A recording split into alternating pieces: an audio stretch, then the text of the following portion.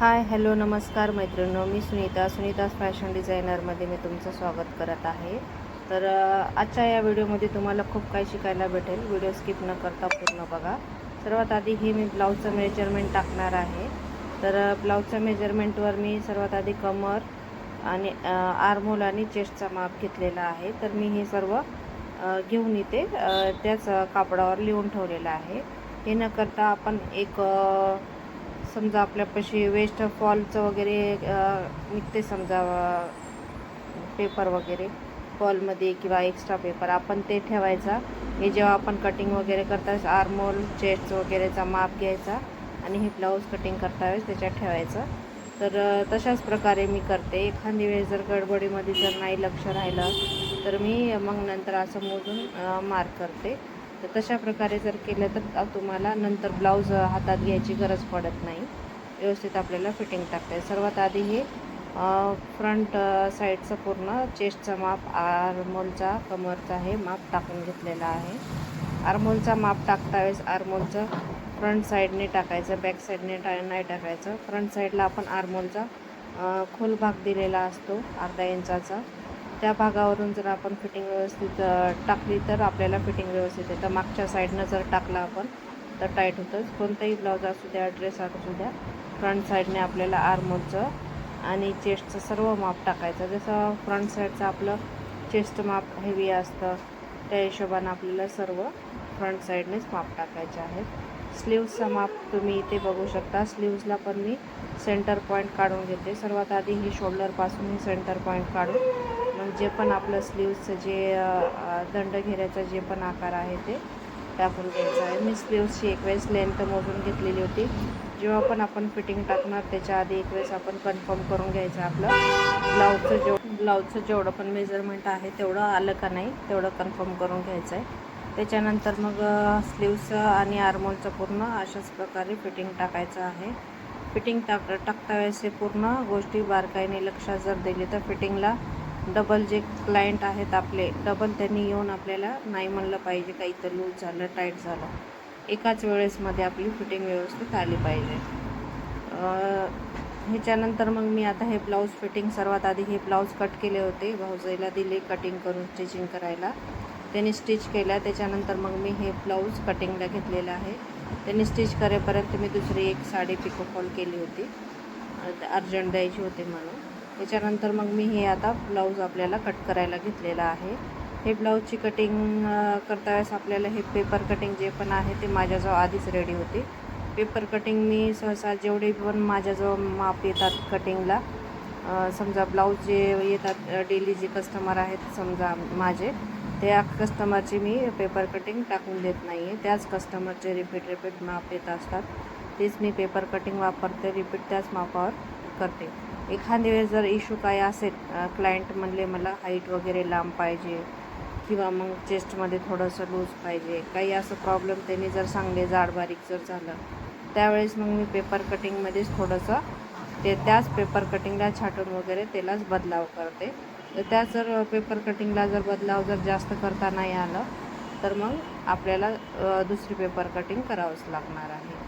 आपल्याला खूप जण म्हणतात एकाच पेपर कटिंगला जे 40 साईजचं आहे, 38 साईजचं, तर त्या पद्धतीने तर नाही करत मी, ज्याचे त्यालाच पेपर कटिंग ठेवते। तर इथे स्लीव्सचं पेपर कटिंग नाही ठेवलेलं आहे, तर स्लीव्सचा तेवढा माप मी इथे टाकते। तर स्लीव्सचा पण पेपर कटिंग काहीच याच्यामध्ये ठेवलेले आहेत मी, एखादीच याच्यामध्ये माझ्या स्लीव्सचं कटिंग नसते, बाकी मी सर्वांमध्ये स्लीव्सचं पण पेपर कटिंग करून ठेवते। तर ह्या साईजवर बघा तुम्ही, मी आर्महोलचा शेप वगैरे कशा प्रकारे दिलेला आहे एकदम हलक्या हाताने। तुम्ही पण अशाच प्रकारे हलक्या हाताने एकदम शेप द्यायचा आहे। आणि जे 2 इंचाचं जे सरळ भाग दिलेला आहे तिथं सरळच ठेवायचं आहे, ते मार्जिन आहे। खूप जण डायरेक्ट जिथे आहे ना लास्ट कोपरा तिथून आकार देतात, ते गलत होते। तर आपल्याला जिथे पॉईंट आहे समजा आर्महोलचा फिटिंगचा, त्या पॉईंटपर्यंतच आपल्याला आर्महोलचा आकार टाकायचा आहे। त्याच्यापुढे जे पण शिलाईचं राहील ते फिक्स सरळ भाग राहील। तसा जर टाकला ना आपल्या आर्महोलमधले जे 2 जॉईंट आहेत ते खालीवर होत नाहीत। त्याच्यानंतर हे स्लीव्सचं माझं पूर्ण कटिंग झालेलं आहे। फ्रंट साईडला आपल्याला F म्हणून मार्किंग करून ठेवते, तुम्ही कोणतीही निशाणी करून ठेवू शकता। मला सवय आहे मी एफच म्हणून मार्किंग टाकून ठेवते. त्याच्यानंतर हे जे सेम आपल्याला मार्किंग करून घ्यायचं आहे. या ब्लाऊजचं आपल्याला मटका गळा करायचा आहे म्हणून फक्त गळ्याचा थोडासा भाग दिला, बाकी नंतर मग मी शिवता वेळेस मटका गळा करते. आता हे सेम मार्क करून घ्यायचं आहे, कुठंच वाढवायचं नाही आहे. फक्त कटोरीला मला वाढवावं लागेल, कटोरी वाढवलेली नाही आहे. खालच्या साईडला मी अर्धा इंच वाढवते आणि साईडला 2 इंच वाढवते. 2 इंच, 3 इंच, 2.5 इंच जसं आहे तसं. आता हे क्लायंटची मी कटोरी चेक केलेली आहे किती वाढलेली आहे. त्याच्यामध्ये माझं 2-3 पॉईंट जास्त झालेला होता, मी तेवढा कमी केलेला आहे. त्याच्या याच्यामध्ये 1.25 इंचाचीच प्लेट होती, तेवढीच 1.25 इंचाचीच प्लेटचं मी आकार दिले. तसं मी डायरेक्टच हे करते मार्किंग. एखादी वेळेस चेक करावं लागतं मार्किंग आपली व्यवस्थित आली का नाही. हे माप छोटं असल्यामुळं थोडंसं मला एकदम मोजून व्यवस्थित घ्यावं लागलेलं आहे. आता हे मार्किंग वगैरे पूर्ण करून देता क्लायंट आले होते बकरम घेण्यासाठी. बकरम रील त्यांना दिलेला आहे. त्याच्यानंतर मग माझी बकरम रील देऊन त्याला आहे ते सर्व देऊन झालेले रील घेतलेत त्याने 2 ते 3 आणि बकरम घेतलेल्या 2 साईजच्या आहेत माझ्याजवळ. त्यांना बकरम वगैरे दिले. त्याच्यानंतर मग परत आपली कटिंगला लागले. आता ह्याची पूर्ण कटिंग वगैरे करून घेते. तोपर्यंत तुम्ही व्हिडिओला लाईक, शेअर, सबस्क्राईब करा. व्हिडिओला स्किप न करता बघा, व्हिडिओमध्ये काही गोष्टी मी पुढे सांगत जाईन अजून. ह्याच्यामध्ये बघा हे इथे क्रॉसपट्टी वगैरे पूर्ण व्यवस्थित अशाच प्रकारे कट करून घ्यायचं आहे. झोळ येऊ द्यायचं नाही, व्यवस्थित एकदम परफेक्ट जिथे मार्किंग आहे तिथेच कट करायचं आहे. आता इथे हे नंतर मी प्रेस वगैरे करून घेते. सर्वात आधी तर मी कटिंग एक्स्ट्रा जे पण आहे फॅब्रिक ते एवढ्यावरच कट करणार आहे. आधी सर्व आपल्याला मापे ठेवायचे आहेत, बसते का नाही पाहायचं आहे. माप छोटा आहे, व्यवस्थित बसला. एखाद्या वेळेस मोठा माप होतो तर नाही बसत तर आपल्याला ॲडजस्ट करावं लागतं. तर सर्वात आधी सर्व आपल्याला ठेवून पाहायचं आहे, मगच पूर्ण टाकायचं आहे. हे आता झालेलं आहे ह्याची पण कटिंग. आता याच्यानंतर अजून एक ब्लाऊज आहे. हे होतं आईचं होतं, दुसरं एक आहे मुलीचं आहे ब्लॅक कलरचं. आईचं आणि मुलीचं साईज सारखंच आहे, थोडंसं रोड आहेत त्यांनी. आता ही आहे आधीच बहीणचं पेपर कटिंग माझ्याजवळ होती, पण त्या क्लायंटला आता थोडंसं टाईट होत होतं. त्यांना बाळ झालेलं आहे तर ते चेस्ट हेवी झाल्यामुळे आता चेस्टमध्ये त्यांना थोडंसं लूज पाहिजे होतं आणि पफ थोडंसं मोठं पाहिजे होतं कटोरीचा भाग. तर ह्याच्यामध्ये मी यांची पेपर कटिंग टाकून दुसरी पेपर कटिंग केलेली होती. याच्या आधी त्यांना मग बॉडीवर मेजरमेंट घेऊनच ती कटिंग केलेली होती. त्याच ते माप व्यवस्थित बसला. त्याच्यानंतर आता मी हे परत अजून त्यांचं हे माप शिवत आहे. हे पण अर्जंटमध्येच त्यांचे आलेले होते. परत आता हे शिवता हे पूर्ण कटिंग वगैरे करून घेतले. हे शिवता वारा आणि पाऊस पडणार आहे म्हणून लाईट जे गेली ते 2 दिवस आमच्याकडे लाईटच आली नाही. त्याच्यामुळे हे लास्टचा जे व्हिडिओ आहे मी ब्लॅक कलरचं ब्लाऊज शिवता वेळेस त्याचा व्हिडिओ घेतलाच नाही मी. नंतर संध्याकाळून जशी लाईट आली मी तसंच बसले आणि स्वयंपाक वगैरे करत थोडं बसत होतं ते ब्लाऊज शिवून घेतलेलं आहे. त्याच्यासाठी त्या ब्लाऊजकडे माझं लक्षच गेलं नाही की व्हिडिओ घ्यायचा आहे. तर अशा प्रकारे व्हिडिओ घेताच अशी परेशानी होते. आपल्याला जी व्हिडिओ घ्यायचा आहे ती विसरून जाते घाई गडबडीत. त्याच्यानंतर हे मी पूर्ण हे मटका आकार आपल्याला घ्यायचा आहे. ह्याच्यामध्ये डोरीची डिझाईन करायची आहे. डोरीची डिझाईन कशी केलेली आहे ते मी लास्टला ह्या व्हिडिओ माध्यमातून लास्टला दाखवलेलं आहे. व्हिडिओ स्किप न करता बघा, लास्टला तुम्हाला ते गळ्याची डिझाईन पण बघायला भेटेल. तर इथे मी सर्व आता पेपर जेवढे पण कट केलेले आहेत तेवढे पेपर ठेवून व्यवस्थितपणे मार्क करून घेते. सेम जसं आहे तसंच मार्क करायचं. याच्या आधी मी तसंच दाखवले, फक्त कटोरीला वाढवायचं आहे. आता इथे मार्किंग पूर्ण मी कटोरीच्या साईडच्या भागाची करून घेतलेली आहे. आता कटोरीची मार्किंग करून घेते. इथे पण तसंच खालच्या साईडला अर्धा इंच वाढवायचं आहे. कटोरीचा जेवढा त्यांचा पॉईंट आहे तेवढाच वाढवायचा आहे. जर तुम्हाला कटोरी वाढवायची शिकायची असेल तर प्लीज कमेंट करा.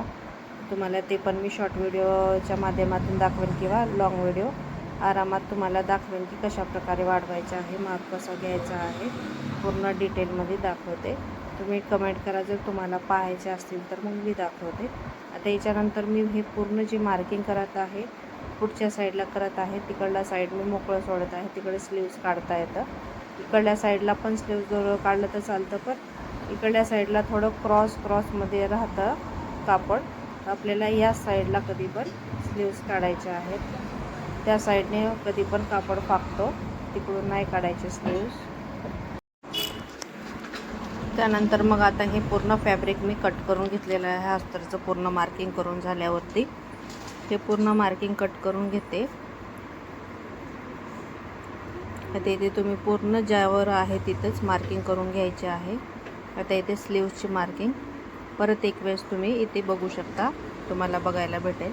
ह्या साईडने आता मी फोल्ड केलेला आहे. आता याच्यामध्ये आपल्याला स्लीव्सची हाईट आर्महोल मोजून घ्यायचा आहे आणि ह्याचा आपल्याला मार्क करायचा आहे. सर्वात आधी याची स्लीव्स तर 2.5 इंचाची आहे. खूप बारीक मुलगी आहे. मुलगी म्हणलं तर तिला 2 बाळ आहेत, तर तिचं शरीरच खूप हाईट कमी आणि रोड आहे. तिचं मेजरमेंट आता ह्याच्यात आर्महोलचा 6 इंचाचाच आहे आणि दंडाचा भाग 4.5 इंच, म्हणजे तो लूजमध्ये 4.5 इंच घेतलेला आहे. इथे 4.5 इंचावर खाली मार्किंग केलेलं आहे. 6 इंचावर इथे मार्क करत आहे. 6 इंचावर मार्क करत आहे. 2 इंचापर्यंत सरळ टेप धरायचा, त्याच्यानंतर मग क्रॉस करायचं. इथे बघा, जे हाताखालचा दंडाखालचा जे भाग आहे तिथून मी मापून घेतलेला आहे. नसता जर खाली वर जर झाला तरी जोड मारतो. आता इथे एवढंच मार्क केलेलं आहे. बाकी आता हात बसलेला असल्यामुळं मी डायरेक्टच इथे कट करून घेतलेला आहे. आर्महोलचा भाग वगैरे इथे तुम्ही मार्क करून व्यवस्थित कट करून घ्या. हे बघा, इथे पण मी फ्रंट भाग म्हणून लिहिलेला आहे. याच्यानंतर आता सेम आपलं जे आहे ते ठेवायचं आणि कट करायचं आहे. याची आपली डिझाईन आहे. डिझाईन याच्यानंतर लास्टला मी दाखवलेली आहे. व्हिडिओ स्किप न करता बघा, लास्टला तुम्हाला डिझाईन पण बघायला भेटेल. आता हे स्लीव्स वगैरे पूर्ण हे कट करून घेतलेलं आहे. फॅब्रिक वगैरे सर्व आपल्याला त्याच्यातच ठेवायचं आहे जेवढं लागतं. आता त्याच्यामध्ये मला बटन पट्टी वगैरेला लागतं म्हणून मी त्याच्यातच ठेवलेलं आहे. त्याच्यानंतर अजून एक ब्लाऊज आहे माझ्याजवळ कटिंगला. हे ईदचं आहे, ईदसाठी.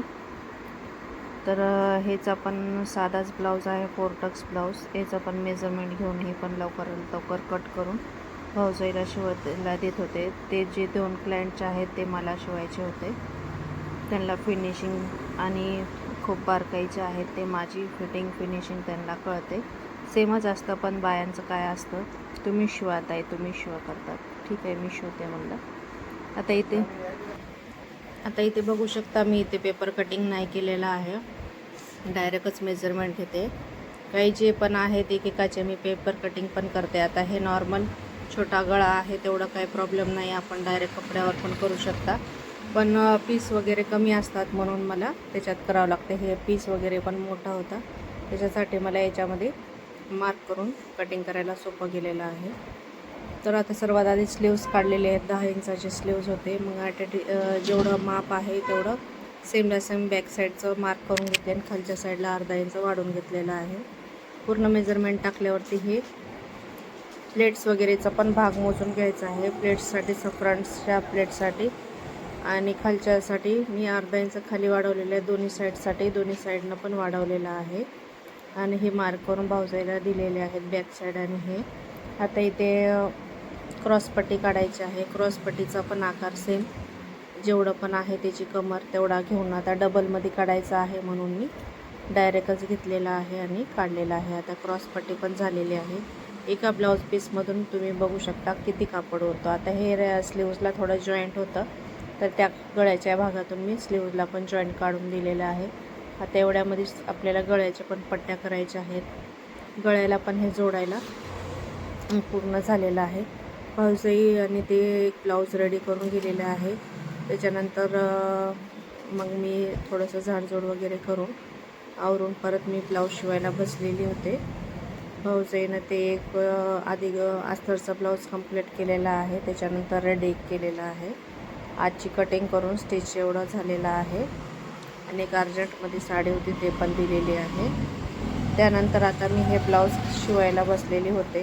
ब्लाऊज पूर्ण झालाही नव्हता का लाईट गेली होती, तर मग मी हे दुसऱ्या दिवशी केलेलं आहे.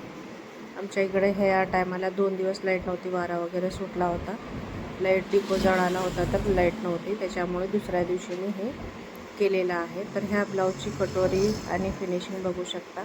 खूप छान ह्या ब्लाऊजचं फिटिंग फिनिशिंग बसणार आहे. मटका गळा केलेला आहे ह्या ब्लाऊजचा. कटोरी ब्लाऊज आहे, मटका गळा नॉर्मलच आहे. ह्याची मी 250 रुपये शिलाई घेतलेली आहे. त्याच्यानंतर अजून एक ब्लाऊज आहे, भाऊजीने शिवलेले आहे, ते दाखवते तुम्हाला त्यानंतर.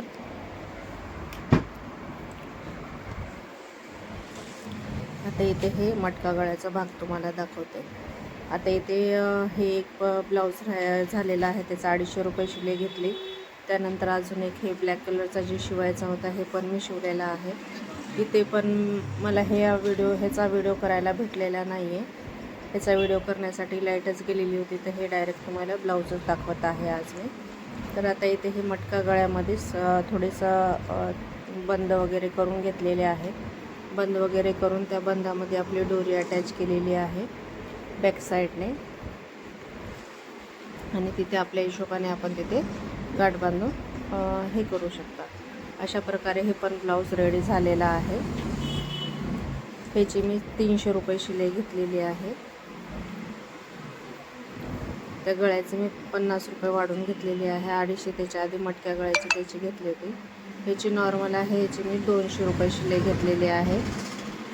आता याचं 1 टक्स आपण जसं घेतो तसंच आहे, पण आपण 4 टक्स पण केलेलं आहे. याच्यामध्ये 1 टक्स पण शिवू शकता. याच्यामध्ये क्रॉसपट्टी नव्हती, विदाऊट क्रॉसपट्टी. हे माझ्या भाऊजाईनं शिवलेलं आहे. नॉर्मलच होता म्हणून भाऊजाईला दिलेला आहे स्टिचिंगसाठी. त्यानंतर हे एक रेड कलरचा जे लास्टला कटिंग केलेला होता, ते एक शिवलेलं आहे भाऊजाईनेच. हे नॉर्मलच आहे, साधं ब्लाऊज पीस म्हणतात तसं. तर आजच्या दिवसभरामध्ये 4 ब्लाऊज कटिंग आणि स्टिचिंग झालेलं आहे. अशा प्रकारे व्हिडिओ केलेला आहे. व्हिडिओ आवडल्यास लाईक, शेअर, सबस्क्राईब करा. बाय.